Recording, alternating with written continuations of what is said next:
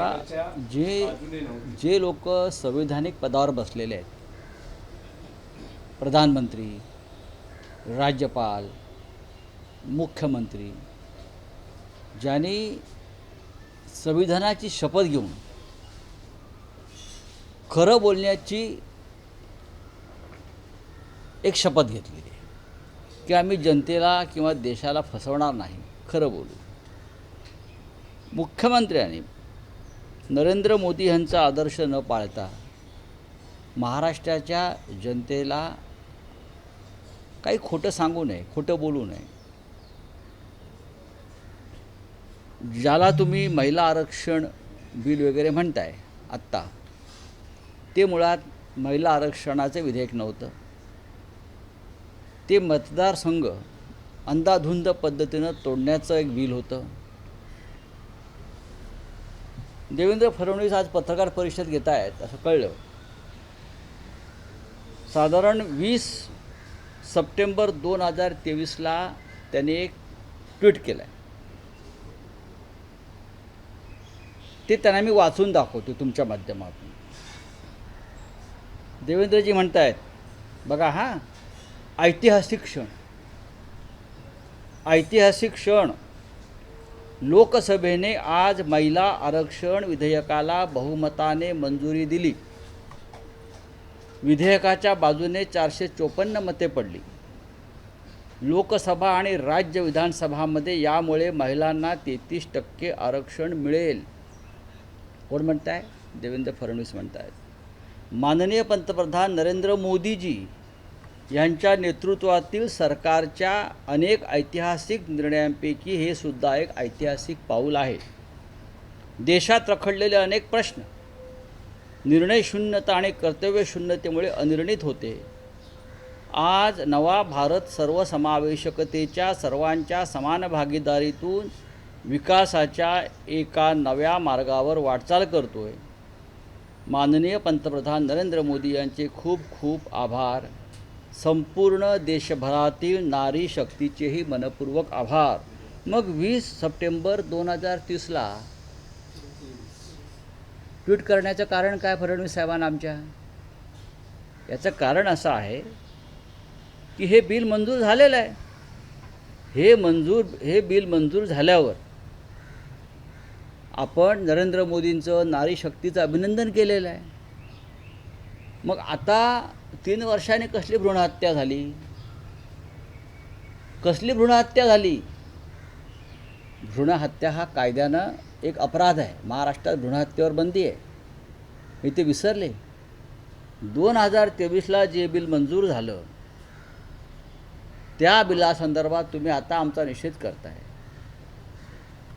दुसरं असं आहे, हे महाशय जे आहेत आपल्या राज्याचे मुख्यमंत्री, त्यांना कळलं पाहिजे की 2023ला संसदेनं नारी शक्ती वंदन अधिनियम बिल मंजूर केलं. त्यानंतर राष्ट्रपतीच्या सहीनंतर तो कायदा बनला आणि परवाच्या 16 एप्रिल 2026 रोजी केंद्र सरकारनं कायदा मंत्रालयाकडून अधिसूचना काढून हा कायदा लागू केला. त्याच्यामुळे 33% आरक्षण हे कायद्यानं लागू झालेलं आहे. कोणत्या जमान्यात वावरत आहेत आमच्या राज्याचे मुख्यमंत्री? आता म्हणे ते पत्रकार परिषद घेऊन आमचा निषेध वगैरे करणार आहेत. स्वतःचा निषेध करा, स्वतःचा. मी काल म्हणालो की प्रधानमंत्र्यांनी या देशाची माफी मागायला पाहिजे. उद्या जर देवेंद्र फडणवीस यांनी काही चुकीची विधाने केली या संदर्भात, तर त्यांनाही माफी मागावी लागेल. 2023चा मंजूर झालेला कायदा सर्वानुमते जो तुम्ही लागू केला आहे, राष्ट्रपतींनी सही केली आहे त्याच्यावर, आणि आता तुम्ही कसली हे डमरू वाजवत बसलेला आहात? नारी शक्ती. कोणाला फसवताय तुम्ही? का फसवताय तुम्ही? मग 2023च्या ट्विटबद्दल देवेंद्र फडणवीसांनी माफी मागितली पाहिजे. माझं ट्विट खोटं आहे. मी जे म्हटलं आहे त्यावेळेला ते खोटं आहे. त्यावेळेला सुद्धा हे बिल मंजूर झाल्यावर प्रधानमंत्र्यांनी राष्ट्र के नाम संदेश दिला होता. किती ऐतिहासिक काम मी केलं आहे. तेव्हाही राष्ट्र के नाम संदेश त्याने दिलाच होता, जो कालही दिला. मग तो संदेश खरा होता की कालचा संदेश खरा होता? राष्ट्र के नाम काय चाललं या राज्यामध्ये, देशामध्ये? पण राऊतसाहेब, तुम्ही म्हणता की महिला आरक्षण धोरणाला इंडिया अलायन्सचा पाठिंबा आहे, रादर सगळ्याच पक्षांचा पाठिंबा आहे. पण या आरक्षणाखाली जे डिलिमिटेशन आहे त्याला आमचा विरोध आहे. पण काँग्रेसनं 2024च्या निवडणुकीआधी एक भूमिका घेतली होती की बघा, डिलिमिटेशन ते सोडून द्या. 2023 साली जो कायदा मंजूर झालेला आहे, तर मग आता 2023 साली सप्टेंबर 2023ला संसदेमध्ये 2/3 बहुमताने जो कायदा मंजूर झालेला आहे, त्या कायद्याचं रूपांतर, त्या बिलाचं रूपांतर कायद्यात झालेलंच आहे ना. तुम्ही कोणत्या कायद्याची गोष्ट करताय आणि तुम्ही लोकांना काय गुमराह करताय? नाही राऊतसाहेब, मुद्दा गुमराह होण्याचा विषय नाही आहे की 2024च्या आधी बीजेपीची भूमिका होती की डिलिमिटेशन व्हावं. त्यावेळेस काँग्रेसचंही म्हणणं होतं डिलिमिटेशन व्हावं, जनगणना, डिलिमिटेशन आणि महिला आरक्षण ही भारतीय जनता पक्षाची सुद्धा भूमिका होती. जनगणना, डिलिमिटेशन आणि महिला आरक्षण. का आता ते का त्यांना असे उपरती झालेले आहे? बरं, तुमच्या महिला आरक्षणासंदर्भात तुम्ही जे मिस कॉल दिलेत त्याला आम्ही सगळ्यांनीच पाठिंबा दिला, सगळ्याच पक्षातल्या महिलांनी, महिला आरक्षणावर. कारण तुम्ही तो कायदा लागू केलात ना 2023चा. मग आता का फडफडताय? आता हे फडफडणं काय आहे तुमचं? कशा करताय? काय तुमची समस्या आहे? तुम्हाला कोणता मानसिक आजार जडला आहे हे आम्हाला कळू द्या. कळू द्या की तुम्हाला कोणता मानसिक आजार जडलेला आहे सगळ्यांना खोटं बोलण्याचा. कशा करता? अहो पण कशा करता? अरे सोडाव. एक नंबरचे खोटारडे भंपक लोक आहेत. जो कायदा त्यांनीच मंजूर केला आहे 2023 साली आमच्या सगळ्यांच्या सहकार्यानं, जो कायदा तुम्ही स्वतः तुमच्या कायद्याच्या विरुद्ध मोर्चा काढताय, आंदोलन करताय तुमच्याच कायद्याच्या विरुद्ध. त्यांचं म्हणे महाविकास आघाडी महिला विरोधी आहे. कसं काय? गुमराह करतात. म्हणजे कशी काय? अहो तुम्ही स्वतःचं 2023च्या तुमच्या भूमिका पहा.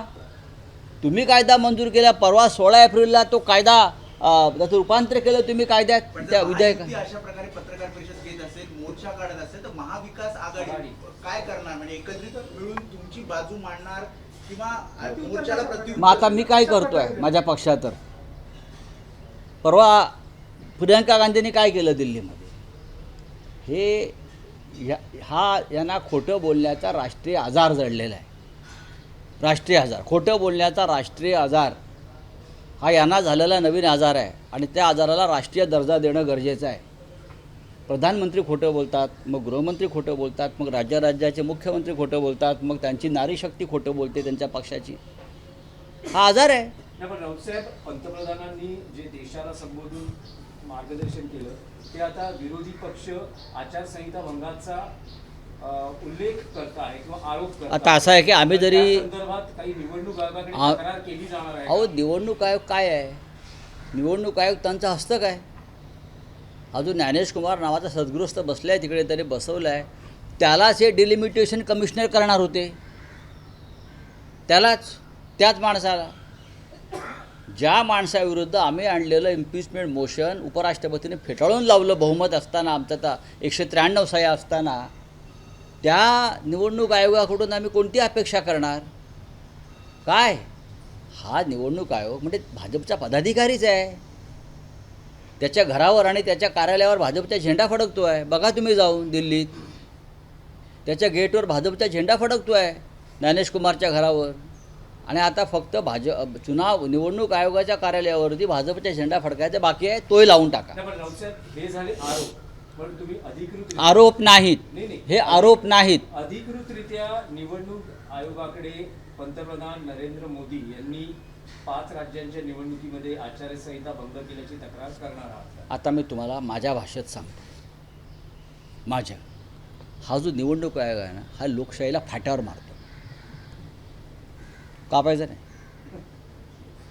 हा जो निवडणूक आयोग आहे भारताचा निवडणूक आयोग, तो भाजपाचा निवडणूक आयोग झालेला आहे आणि तो संविधान आणि लोकशाहीला फाट्यावर मारतो, फाट्यावर. बोला, बोलिये. आता एवढा आता पुरेसा आहे. आणखी एक विषय आहे.